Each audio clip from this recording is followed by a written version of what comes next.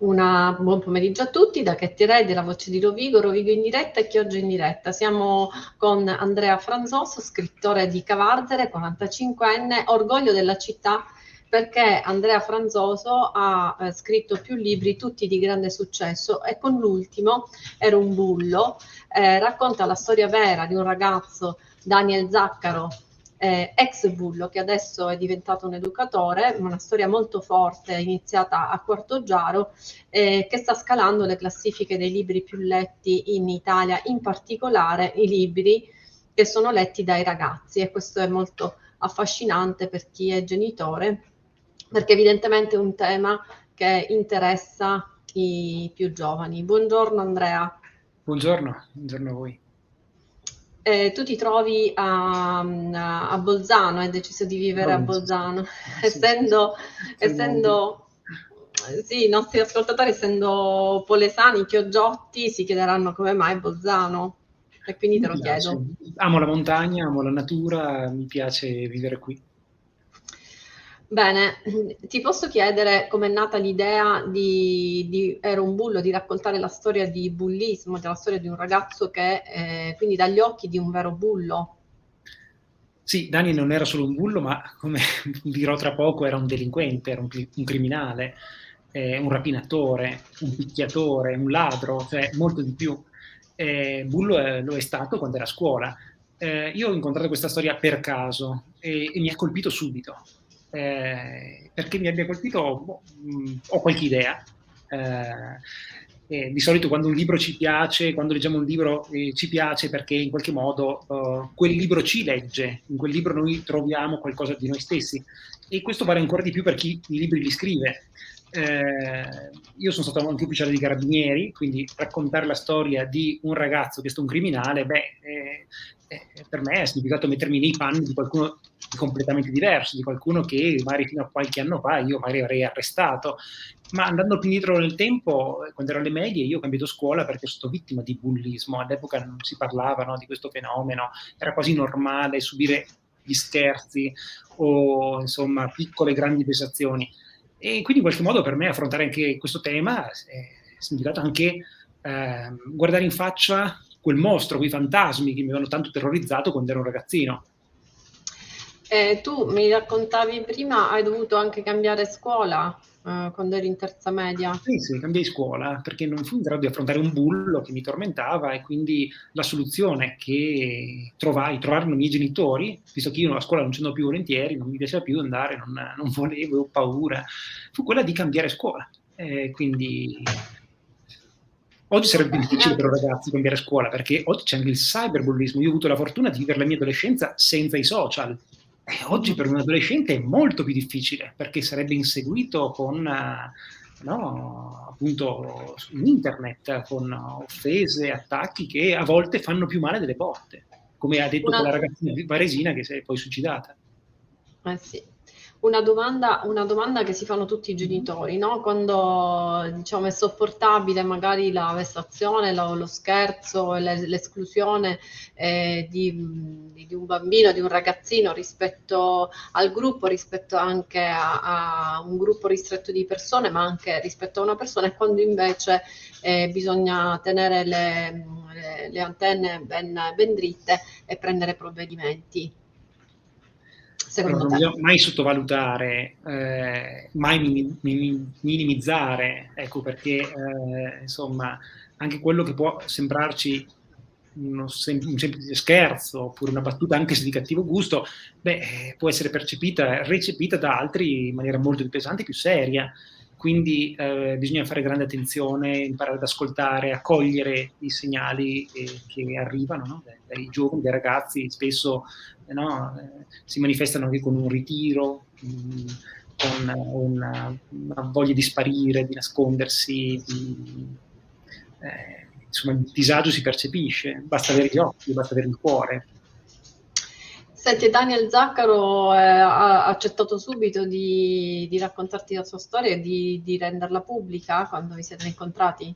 Sì, io la prima volta che l'ho incontrato e gli ho proposto di raccontare la sua storia, insomma, mi aspettavo anche un no. perché non è semplice, no? Raccontare la propria vita e vederla finire in un libro, anche perché io poi ho messo le mani avanti e ho detto subito: guarda che io non voglio fare un santino di te, voglio raccontare la tua vera storia, anche quelle pagine della tua vita che forse tu vorresti strappare, quelle che tu vorresti nascondere, per esempio tuo padre che picchiava tua madre, tuo padre che mandò al pronto soccorso la figlia dopo le botte. Ecco, sono quelle pagine, no, che ciascuno di noi vorrebbe tenere nascoste in un cassetto, sono quei segreti di famiglia, quanti segreti di famiglia, no? E Daniel invece si è messo subito a disposizione dicendomi: guarda, quando ero in carcere a salvarmi sono stati i libri, e io ho fatto scorpacciate di biografie e autobiografie, perché nelle vite degli altri io cercavo le parole per decifrare la mia vita. E quindi sono ben contento, io che ho fatto del male agli altri, io che ho manipolato gli altri, io che ho usato violenza contro gli altri. Ecco, per me sarebbe una forma di riscatto quella di offrire la mia vita, metterla a disposizione in un libro per poter essere d'aiuto per altri. E questa cosa sta succedendo, perché io proprio ieri ho pubblicato anche sui social, su Facebook, ho visto il post di Daniel, di una ragazzina che è in comunità, che ha letto il libro, che si è riconosciuta e scrive a Daniel: anch'io come te sono fuggita, ho capito però che sbaglio, cioè quindi anche un libro può salvare. E quindi ecco, quel messaggio che mi ha commosso, ha fatto venire la pelle d'oca, ecco, dà senso anche solo quel messaggio lì al mio lavoro, e dà senso anche, no, a Daniel, perché l'aver raccontato la sua vita è anche questa un'altra forma di riscatto degli errori del passato. Ascolta Andrea, tu hai presentato il libro per la prima volta con il ministro Cartabia e con il rapper Marracash, e già questo, diciamo, è un battesimo fortunato, però con De Agostini appunto la scalata delle classifiche è costante, e ti chiedo, secondo te, che cos'è cosa funziona di questo libro, visto che l'hai letto, l'hai scritto, l'hai letto, l'hai riletto. Io penso che sia un libro stretto, un libro non ipocrita, un libro non, soprattutto,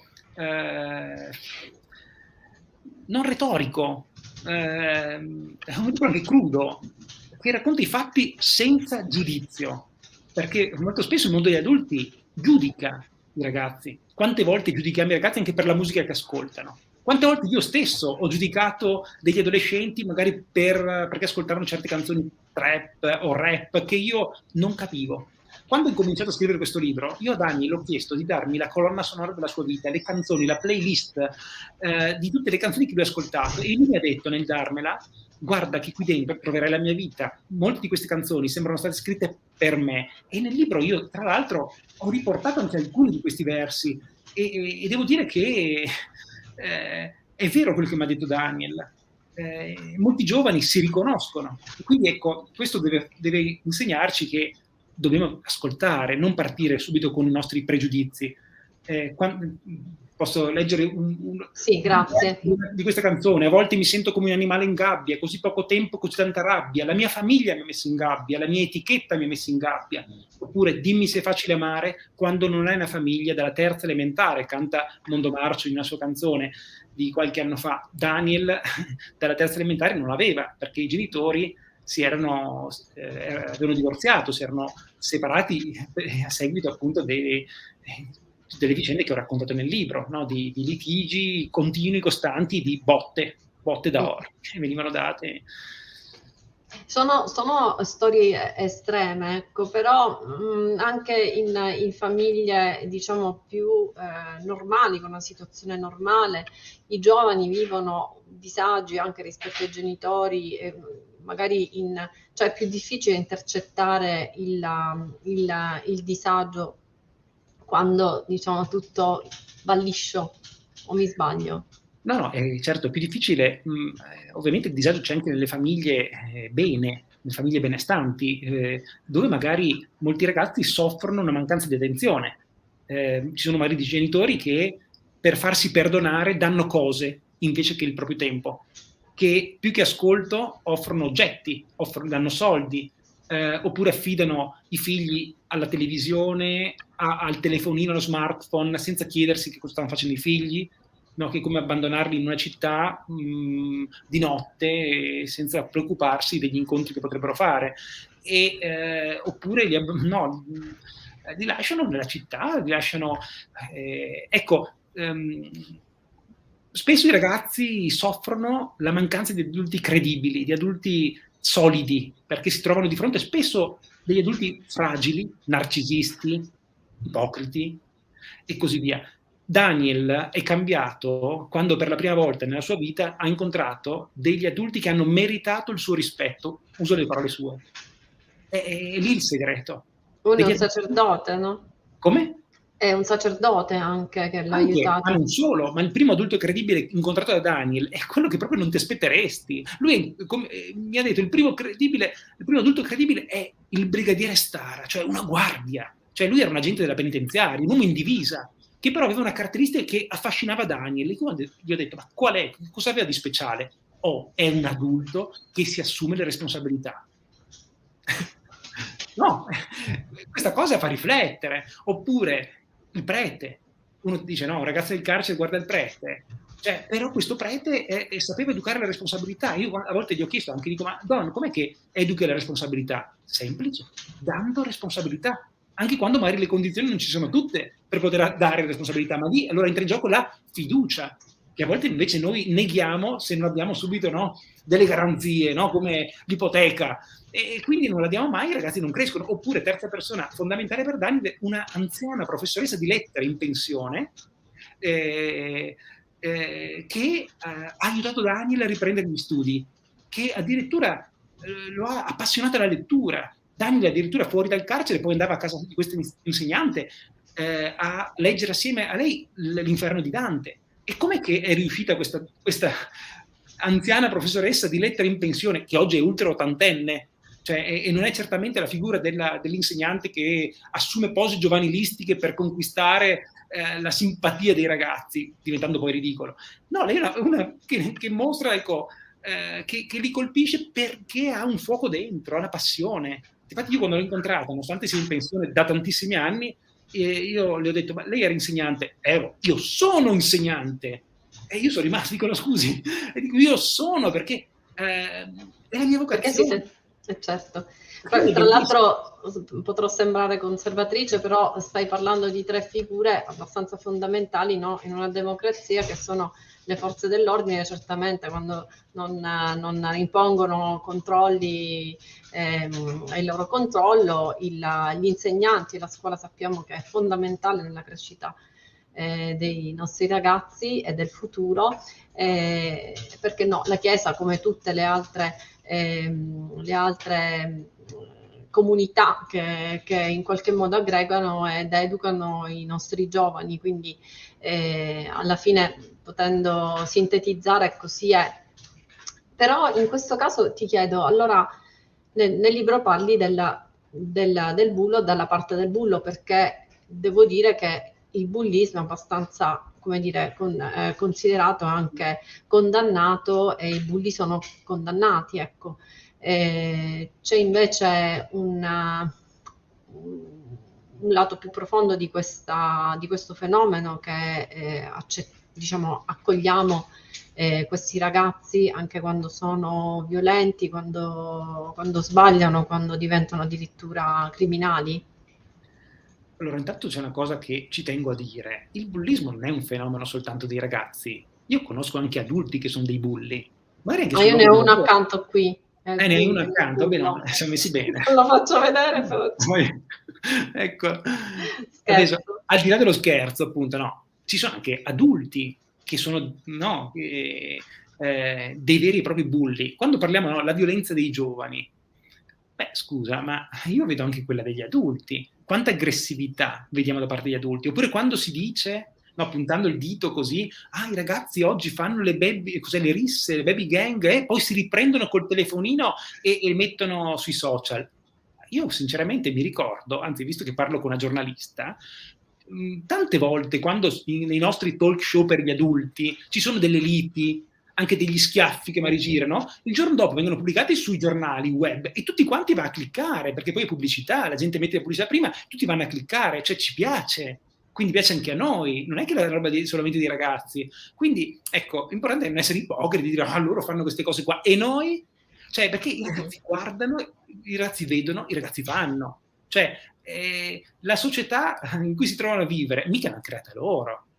Cioè, questa società della performance a ogni costo, questa società dove non è possibile fallire, sbagliare, dove il denaro sembra che sia l'unico metro per giudicare se ce l'hai fatta, dove si vive, no, di immagini, di apparenza, e poi uno si lamenta che ci sono le canzoni trap che sono superficiali, che raccontano un certo mondo, ma se fosse, no, così semplice dire vabbè, non faccio ascoltare questa canzone, ho risolto i problemi, ma il problema è più profondo. Quindi i ragazzi vanno ascoltati, ascoltati significa, no, anche non porsi nei loro confronti come quelli che la sanno di più. Cioè io con Daniel, cioè, veramente ho voluto capire il mondo in cui è cresciuto e vissuto. Mi sono davvero confrontato, a partire, torno a dire, dalla musica, che non era il mio genere preferito, quello che ascoltavo, e invece l'ho capito, addirittura oggi me l'ascolto pure Interessato. sì, anche per passione, Ascolta, l'ultima domanda è quando verrai a presentare Rumbullo a Rovigo, così Rovigo ti... non lo so, a Chioggia sicuramente, guarda, io sono a Chioggia perché una scuola m'ha invitato una professoressa il 4 febbraio e molto probabilmente verrò anche con Daniel, quindi potremmo anche, la lancio, magari anche con la voce di Rovigo, visto che la mattina dovrei essere con la scuola ed è un sabato, la sera prima vogliamo organizzare qualcosa assieme? Ti La veniamo a lancio, trovare? Sì, possibilità, sì, no? sicuramente lo faremo. Intanto ti ringrazio. Il sindaco Pier Francesco Munari ha sottolineato nei social che è orgoglioso di averti tra i cittadini cavarzerani, anche se adesso hai cambiato residenza, e quindi ti aspettiamo, complimenti ancora. Non ti chiedo se hai già qualche idea nel cassetto, anzi te lo chiedo. Sì, anche Te più lo di chiedo. una, anche più di una. Quello che manca è Vabbè. il tempo, perché in questo momento qua abbiamo un sacco di inviti da parte delle scuole, per cui io e Dan davvero nei prossimi mesi saremo molto impegnati, quindi mi domando dove troverò il tempo per scrivere il prossimo Perché i libro. tuoi libri hanno questa caratteristica di essere un po', diciamo, utili, ecco, di cambiare il mondo. So che quando ti sei laureato i tuoi amici hanno fatto una pergamena, ti hanno regalato una pergamena che è un po', ti rappresenta, no? Un cavaliere con la spada in resta. Sì, a volte sono un po' Don Chisciotte, nel senso, per detto così effettivamente no, sembra un po'... No, nel senso che io ho bisogno di senso nella mia vita, no? Ho bisogno di fare qualcosa che mi scalda il cuore, che mi prende la pancia. Cioè io per esempio non riesco a mettermi a lavorare sul libro se non sono proprio coinvolto, tutto preso, cioè devo crederci. Ecco, quindi a volte sono le storie che trovano a me. Sicuramente affronto sempre dei temi che insomma sono anche le mie battaglie anche personali, no? Nell'ambito dell'educazione, della formazione, dell'attenzione verso l'ambiente, l'educazione civica in generale.